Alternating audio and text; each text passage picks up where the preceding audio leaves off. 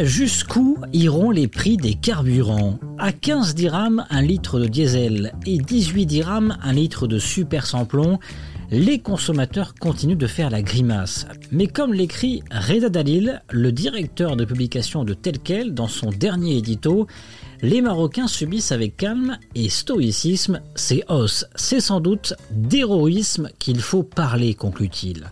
Pourquoi l'État n'intervient pas et quelles solutions pourraient être proposées? Passage au scan. Je suis Landry Benoît, vous écoutez le scan, le podcast actu de Telquel. Et ce jeudi 23 juin 2022, je vous propose de parler prix des carburants. Pour 30 dirhams, 1 litre 46, à peine de quoi faire un aller-retour au travail. Vous savez, un aller-retour Meknès-Rabat coûtait environ 200 dirhams de diesel. Le même trajet coûte aujourd'hui 300 dirhams. Le soutien du gouvernement ne couvre pas la totalité des dépenses. Un consommateur désabusé et un professionnel des transports pas satisfait des aides du gouvernement, voilà un tableau bien représentatif de la situation aujourd'hui face à la flambée des prix. Et pourtant, écrit mon confrère Reza Dalil dans son édito du 1001e numéro de Telquel, côté gouvernement, on semble s'accommoder de cette situation. Hormis une aide versée aux transporteurs, le niet est de mise lorsqu'est abordée l'éventualité d'agir sur les prix à la pompe au profit des consommateurs. Le raisonnement est le suivant, poursuit-il. Si vous êtes propriétaire d'une voiture ou d'une moto, assumez votre choix. Sinon, rangez vos véhicules au garage et prenez la CTM, le tramway, le train, le grand ou le petit taxi. Fin de citation. Jusqu'à quand va donc durer cette logique? Quelles aides l'État a versées jusque-là et quels mécanismes d'aide pourraient voir le jour? C'est ce que nous allons voir dans cet épisode du Scan avec le fiscaliste Mehdi El Fakir et l'économiste Mehdi Lalou. Nous écouterons également Mohamed Benjeloun, président de l'Association professionnelle des dépositaires grossistes du gaz du pétrole liquéfié, qui a annoncé une grève nationale les 29 et 30 juin prochains. Il est interrogé par mon confrère Abdelmourit Aboumejd. Mais d'abord, un premier état des lieux et une piqûre de rappel. D'où vient cette hausse des prix des carburants et cette hausse est-elle insurmontable? Cette hausse, elle a trois raisons principales. La première, elle est non conjoncturelle. Il s'agit de la réduction des investissements dans le pétrole. Depuis plusieurs années, les investissements diminuent dans l'exploration, la production et le raffinage et cette baisse s'accentue. Résultat, l'offre de produits pétroliers se fait rare et le déséquilibre entre l'offre et la demande continue à peser sur les cours mondiaux. Deuxième raison, également inamovible depuis près de 3 ans maintenant, l'OPEP, autrement dit l'organisation des principaux pays producteurs de pétrole, refuse d'augmenter sa production de pétrole. Enfin, troisième raison, conjoncturelle cette fois-ci, mais bien difficile d'en voir immédiatement sa fin. Il s'agit de l'invasion russe en Ukraine en ce début d'année. Cette guerre a limité les exportations russes de pétrole et tant qu'elle durera, les prix resteront à des niveaux élevés. Alors cette hausse est-elle insurmontable? Non, et pour plusieurs facteurs. D'abord, l'État profite de cette hausse des prix. Et oui, il ne faut pas oublier que l'État taxe les prix des carburants. 37% de fiscalité sur le gasoil et 47% sur le super. Les caisses de l'État ont engrangé en quelques mois des milliards de surplus. En parallèle, l'État a redistribué au jour d'aujourd'hui 1,4 milliard de dirhams de soutien aux professionnels du transport, des aides variant de 1600 à 6200 dirhams qui sont parfois critiquées, notamment chez les petits taxis ou encore les distributeurs. C'est ce que nous verrons en dernière partie de cet épisode. Alors l'État peut-il redistribuer une partie des taxes engendrées par la hausse des prix des carburants? Ça n'est pas si simple, voire c'est très difficile selon Mehdi Fakir, fiscaliste. La réponse est un peu commode parce que il faut savoir une chose, si par hasard les taxes qui ont été engendrées par l'augmentation des prix du carburant qui ont été récupérés par l'État, il faut voir de l'autre côté qu'il y a également une augmentation de la charge de la compensation, donc une augmentation des dépenses de l'État, je dis dans l'absolu. Donc moi je ne vois pas de redistribution si ce n'est que la pression financière sur l'État est telle qu'aujourd'hui c'est très compliqué sur le plan politique, sur le plan technique de faire des arbitrages de ce type-là. Toutefois, sur le plan purement équilibre ou rééquilibrage des finances publiques, on pourrait envisager de telles mesures si la situation serait conjoncturelle.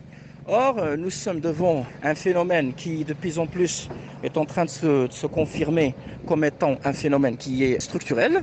Et de ce fait-là, peut-être d'autres alternatives pourraient être envisagées par l'État, plutôt que de redistribution, peut-être de baisse des taxes ou baisse de la pression fiscale et de facto, bien sûr. Il n'y aurait pas de redistribution si ce n'est une affectation directe aux dépenses de l'État, en l'occurrence, bien sûr, les charges de la compensation. Et selon Mehdi Fakir, les charges de compensation ont déjà plus que doublé depuis la hausse des prix des carburants. Cette intervention de l'État, à travers la compensation, permet de maintenir le pouvoir d'achat sur certains produits de première nécessité et de facto maintenir, ne serait-ce que relativement, la paix sociale. Donc aujourd'hui, c'est très prématuré de parler d'une redistribution, pour ne pas dire que cette redistribution est déjà faite à travers l'affectation à l'augmentation des charges de compensation qui passent, tenez-vous bien, de 14 milliards de dirhams à 32 milliards. Et ça, c'est les premières projections. Et peut-être qu'on ira sur une augmentation encore plus importante. Une des solutions, selon Mehdi Fakir, qui pourrait voir le jour serait une réforme de la caisse de compensation et la mise en place rapide du registre social, un chantier qui pourrait permettre des aides directes aux ménages, mais un chantier encore loin de se concrétiser. Si la compensation profite à tout le monde, le fait de la rendre plus ciblée passerait par une réforme plus profonde et à travers bien sûr la mise en place du registre social.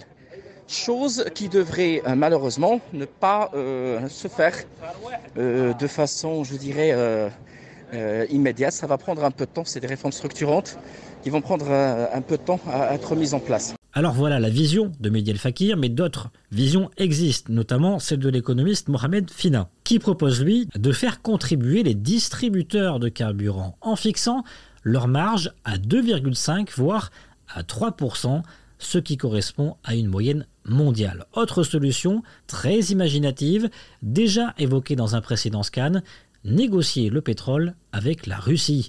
Mehdi Lalou, économiste. Lorsque le Maroc reprendra le contrôle de la Samir, il serait alors possible d'importer de nouveau des produits bruts et pourquoi pas importer des produits bruts de la Russie notamment, qui est en train de vendre ces produits à pratiquement $25 le baril, alors que sur le marché international, le prix du baril tourne autour de 120 à 130.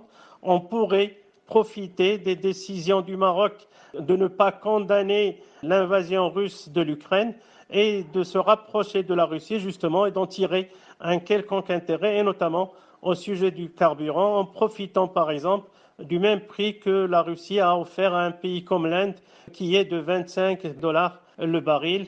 Et puis une des solutions de redistribution pourrait être, pourquoi pas, comme le dit Reda Dalil dans son édito, une baisse des taux de l'IR, l'impôt sur le revenu, sur votre fiche de paye pour les salariés.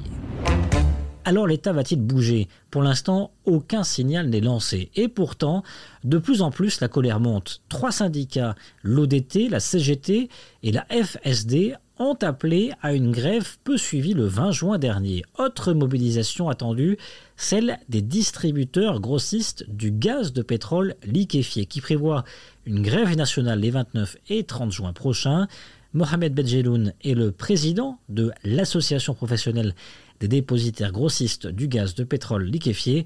Pour lui, les aides de l'État sont insuffisantes et il affirme d'ailleurs que ces aides du mois de mai ne sont toujours pas tombées. لا جوسكا بريزون ما كاينش هاي الامور اللي كاين هو لو غوفرنمون القضيه ديال الوعود وهذا كانوا خرجوا واحد الدعم اللي كانت خرجته وزاره النقل باش تعطيه النقاله.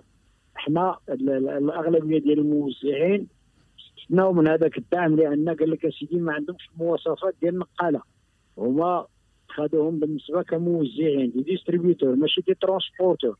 علاش كيقول لك بان عندها حيت القضيه ديال لا ديستريبيسيون لا بليبار ديال الموزعين كيديروها بلي كاميون 3 طون ودمي بالنسبه لوزاره النقل واللوجيستيك قال لك ما كيعترفوش بها وخصو يكون ما يكونش عنده le permis circuler, c'est qu'on a dans le transport à autrui.